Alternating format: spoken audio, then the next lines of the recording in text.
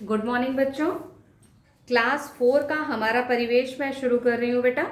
छुट्टियाँ आपकी अच्छी बीती होंगी, है ना? खूब मज़े किए होंगे छुट्टियों में। तो चलिए आप आज थोड़ी पढ़ाई हो जाए। और पाठ संख्या 6 क्लास 4 के बच्चों के लिए विषय हमारा परिवेश। पाठ का नाम है जीव जंतुओं की उपयोगिता।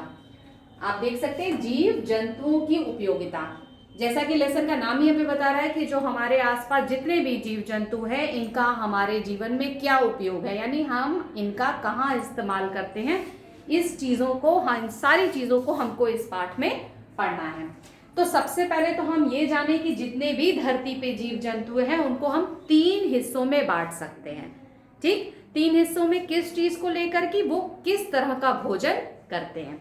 जैसे कुछ जीव जंतु ऐसे हैं जो सिर्फ पेड़ पौधे घास यही खाते हैं, तो ऐसे जीव जंतुओं को हम कहते हैं शाकाहारी। इसी तरह कुछ ऐसे जीव जंतु हैं जो सिर्फ मांस खाते हैं, जैसे आप देख सकते हैं शेर है, चीता है, इन सबको घास खाते कभी देखा है?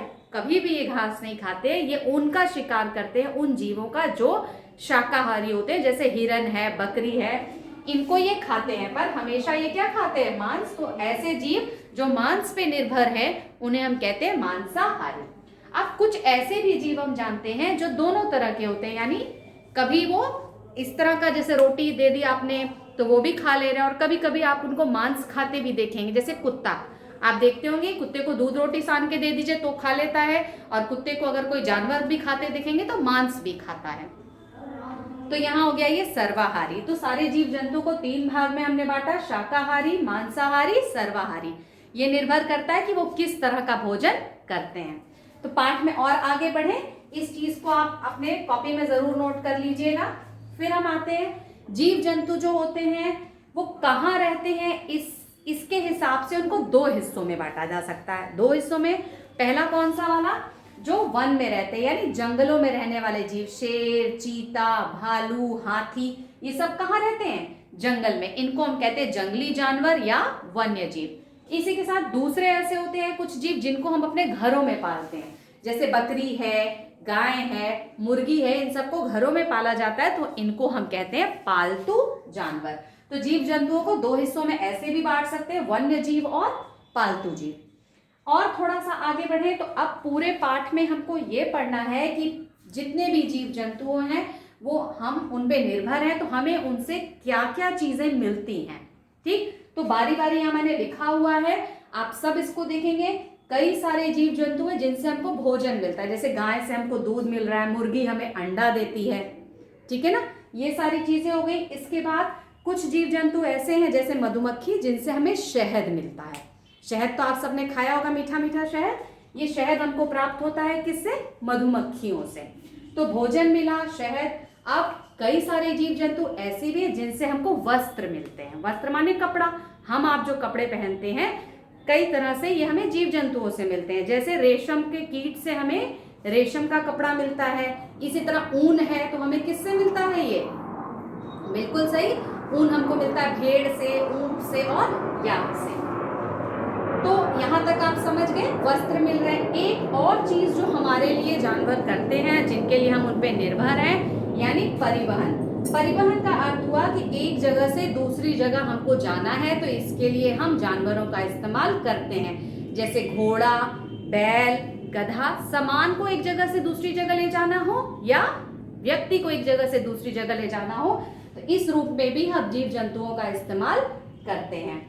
कृषि के लिए, यानी अगर हम आप खेती कर रहे हैं, खेती का सीजन चल रहा है, इस समय भी बैल जो होती है वो क्या करती? खेत जोतने का काम करती है। और भी अन्य जानवर हैं जिनसे हम खेतों में जिनका इस्तेमाल करते हैं।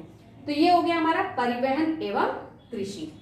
अब एक और चीज देखिए, जो आप कृषि की बात कर रहे हैं तो खेतों में बहुत सारी खाद डाली जाती है, गोबर जिसे आप कहते हैं ना, तो गोबर खाद के रूप में भी प्रयोग हो रही है। और इसी गोबर को हम ईंधन माने क्या?